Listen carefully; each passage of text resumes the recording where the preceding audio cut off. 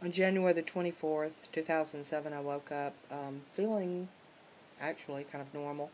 Um, about 11 o'clock, I started experiencing some really weird symptoms. I wasn't really sure what was going on. I'd had these same symptoms in the past, but they were very short-lived. They would last maybe 5 minutes. I called them spells. I wasn't exactly sure what was wrong.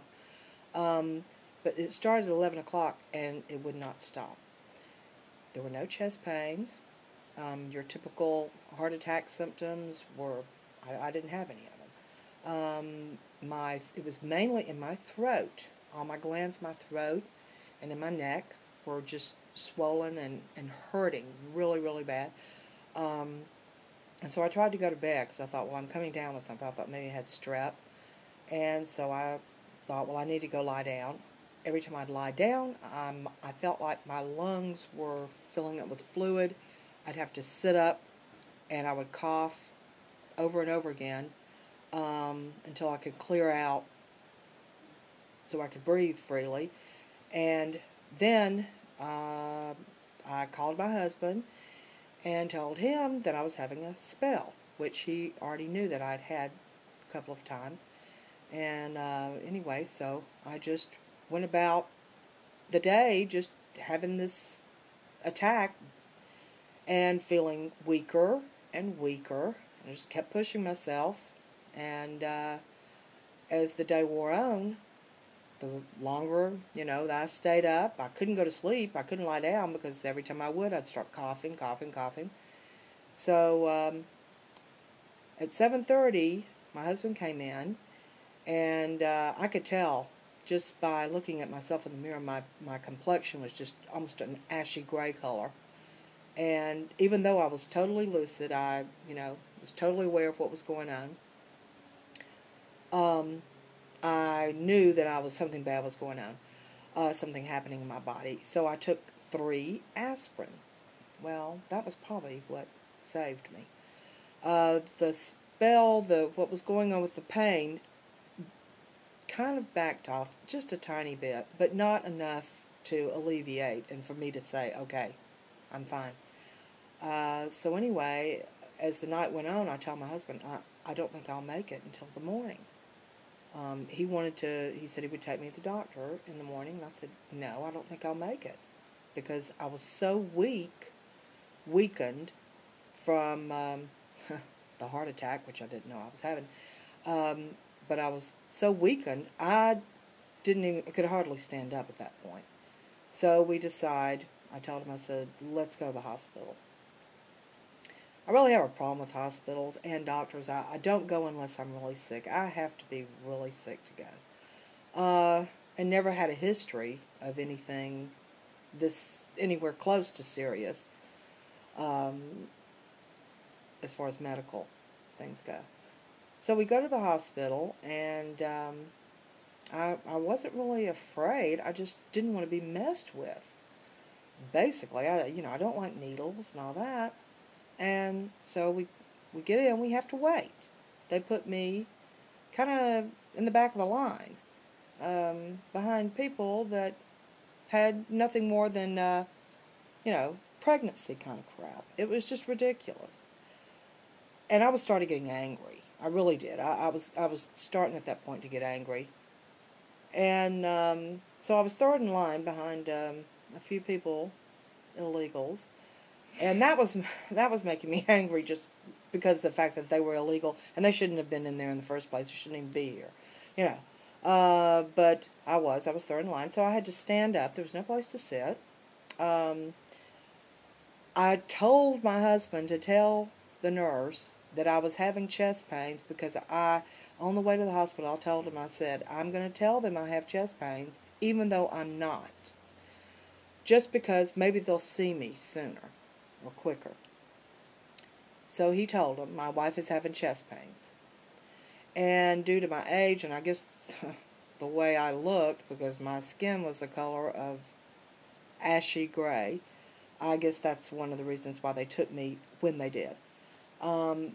They first took me into the triage and took my blood pressure. My blood pressure was somewhere around 175 over 150, which that sent off the alarms. They knew something was really bad wrong then. They did an EKG, and the EKG turned out normal. How, I don't know. I've heard since that those are unreliable tests, but they do them anyway. They told me to wait in a room. They put me in a room. I had to wait again. When the doctor finally came in, they drew blood, and they put me on oxygen. As soon as I went on the oxygen, I said, "Hey, I feel great." The pain went away. It almost made me feel normal. And I said, "Well, just let me take this thing home, I feel better now." And the nurse said, No, something's going on. The doctor comes back in after they checked my blood, and the blood, what they are looking for are the enzymes, cardiac enzymes, and the higher the enzymes, the worse the heart attack. And he told me mine were 14. A person having a heart attack, normally they're around 4 to 5 on this blood test. Mine were 14, and he said, "You are definitely having a massive heart attack." I was like, okay. And knowing this hospital the way I know it, it's not a cardiac hospital. And I told him, I said, "Well, I want to be transferred to St. Joseph's because they do have the specialists there for dealing with with heart attack." And they told me, the doctor looked at me and he said, "You don't have time." And I said, "What do you mean?" He said, "You don't have time. We need to do, right now we've got a cardiologist on his way. He is going to do a heart cath." And more or less, I was just, they said I didn't even have time to make any kind of preparations to be transferred anywhere. So I agreed to the heart cath, and what ended up happening was during the heart cath, they were able to open up the artery from the catheterization, and they were able to implant a stent, which is a little stainless steel object that is round like a tube, and they place it into the artery to keep the artery open. Because I had a blockage, and it was completely blocked, evidently. And the way they perform the cath is they cut your main artery, and it's right at your top of your leg. They open it up. I was not put under.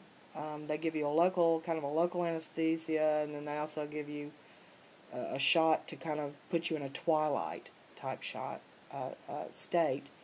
And so you feel what's going on. Although I was so exhausted and weak, I went to sleep.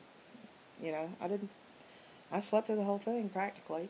Anyway, so after they performed that, they put me in a room, and I was in the hospital for like 4 days, and the doctor finally came and told me what was wrong.